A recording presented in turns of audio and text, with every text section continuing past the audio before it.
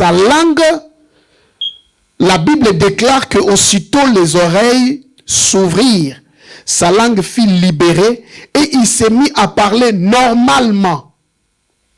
Alléluia. Donc il ne parlait pas normalement. C'est comme si tu vis, mais tu ne vis pas normalement.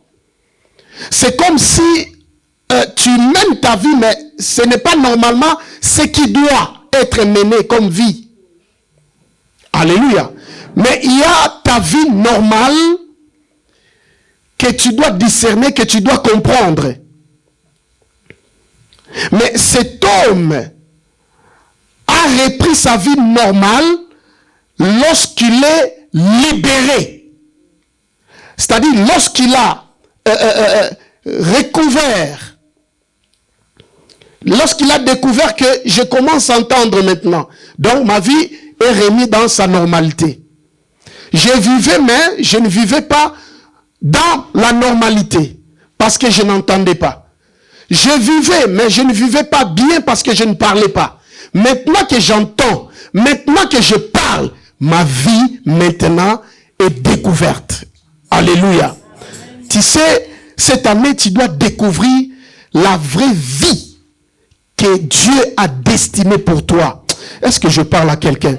Je voulais dire que tu dois arriver au point de découvrir, de comprendre que normalement, la vie que je devrais mener, c'est ça.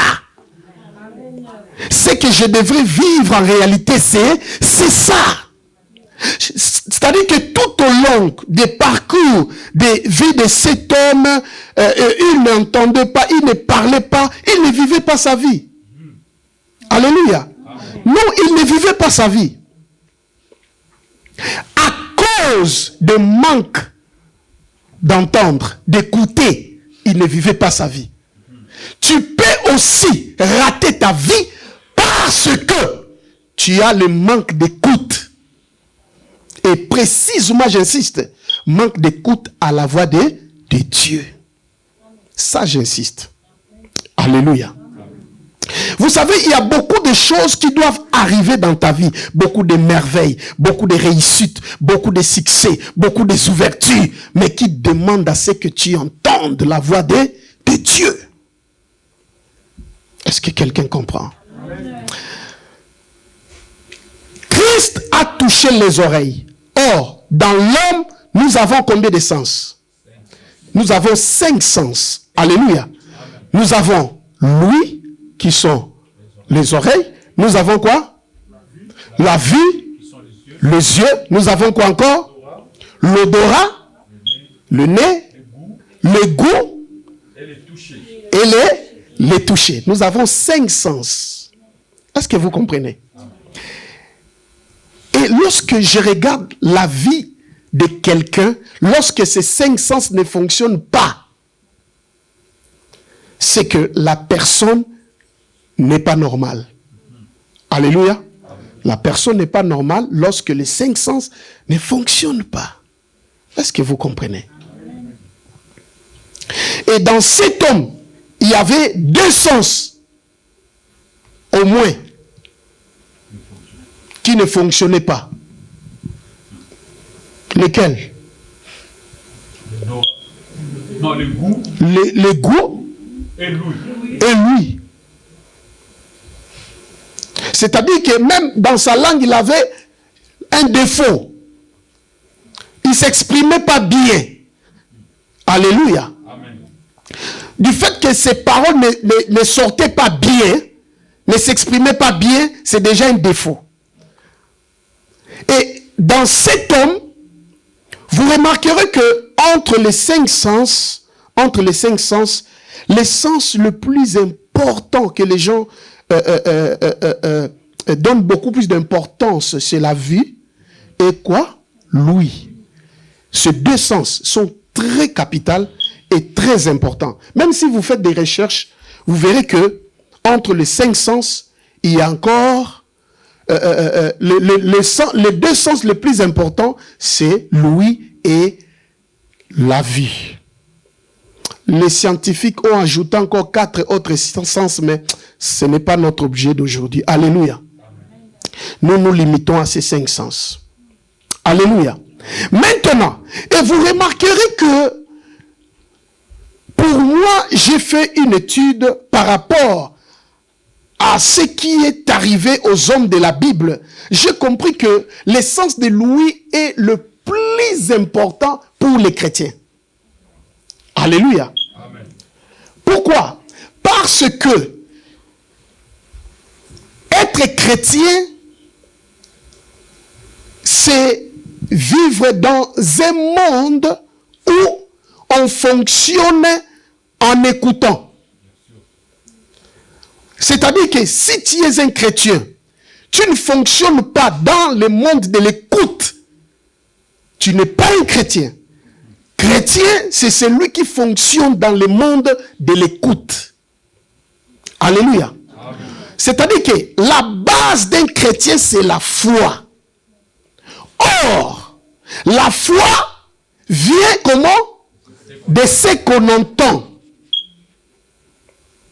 Alléluia.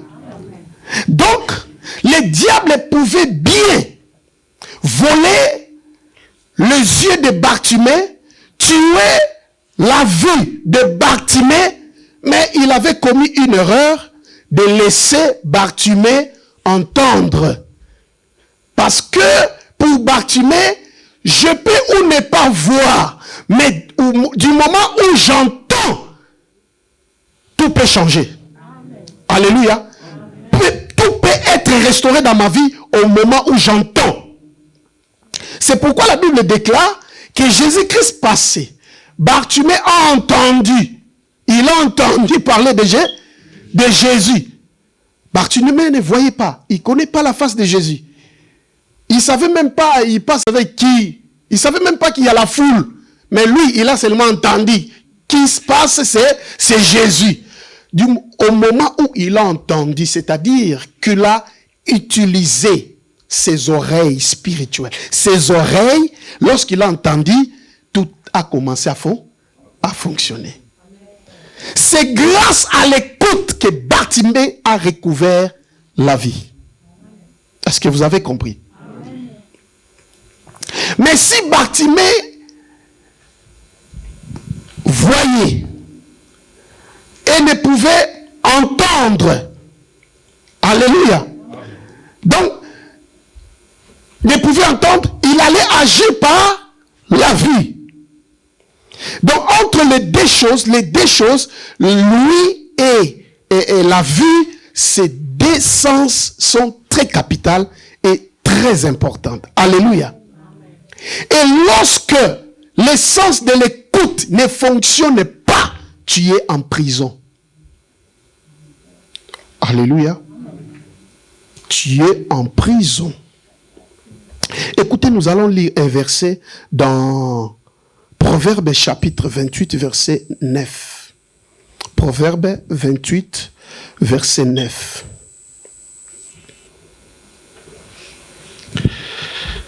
La Bible dit, si quelqu'un détourne l'oreille pour ne pas écouter la loi, sa prière même fait abomination. Dans ma version, on dit fait horaire. Donc sa prière est une abomination. C'est-à-dire que sa prière est désagréable. Pourquoi? Parce que on dit, si quelqu'un détourne l'oreille pour ne pas écouter. Alléluia. Si tu détournes tes oreilles pour ne pas écouter. Donc là, on nous dit que les conséquences de ne pas écouter est une abomination. Les conséquences de ne pas écouter peut t'amener à être désagréable. Alléluia. Bien, mais cette année, tu ne peux pas être désagréable devant Dieu par manque de l'écoute. Alléluia. Si je te pose la question, durant toute l'année 2024, combien de fois tu as écouté la voix de Dieu? Tu vas commencer à réfléchir. Tu auras beaucoup de réflexions.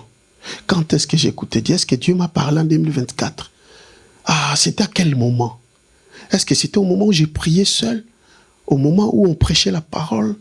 Et quel est le message que j'ai retenu de ce que Dieu m'avait parlé? Quelle est l'orientation que j'avais saisie? Et jusque-là, je suis dans cette orientation. Donc vous verrez que nous sommes des chrétiens, mais en même temps, nous sommes des sourds. Nous n'arrivons pas à capter réellement ce que le Seigneur nous parle, ce que le Seigneur nous communique, ce que le Seigneur veut que nous connaissions. Écoute-moi, lorsque Dieu te parle et que c'est toi qui n'entends pas, qui n'écoute pas, tu es en prison. Tu as besoin de la délivrance afin que tu te retrouves dans ta vie normale. Cet homme ne vivait pas sa vie. Alléluia. Le manque d'écoute à la voix de Dieu peut faire en sorte que tu vives, mais ne pas vivre ta vie. Justement, c'est parce que tu n'écoutes pas Dieu, c'est parce que tu n'entends pas la voix de Dieu. Alléluia. Il y a beaucoup d'exemples même dans la Bible. Jonas, on l'envoie dans une mission. Il a entendu la voix de Dieu. Il sait ce qu'il doit faire. Il connaît bien sa mission. Mais il ne veut pas exécuter ce qu'il a écouté de Dieu. Et vous connaissez la suite. Alléluia. Il s'est retrouvé là où il ne devrait pas se retrouver. C'est pourquoi, bien-aimés dans le Seigneur, vous savez, c'est que dans la vie chrétienne, nous devons développer notre vie d'intimité personnelle avec le Seigneur. Il n'y a pas une relation plus forte qui peut te faire réussir, qui soit en dehors de ta vie personnelle avec le Seigneur. Est-ce que vous comprenez? Nous sommes là, nous tous, ça c'est une vie communautaire. Amen. Mais ta vie personnelle avec Dieu, c'est pendant les moments où tu es dans la chambre, tu pries le Seigneur, tu entends sa voix, tu comprends ce qu'il veut de toi, tu comprends ce qu'il veut que tu fasses. C'est pendant ces moments-là que tu peux réellement découvrir la volonté de Dieu et s'orienter par rapport à ça et vivre des grandes merveilles. Alléluia.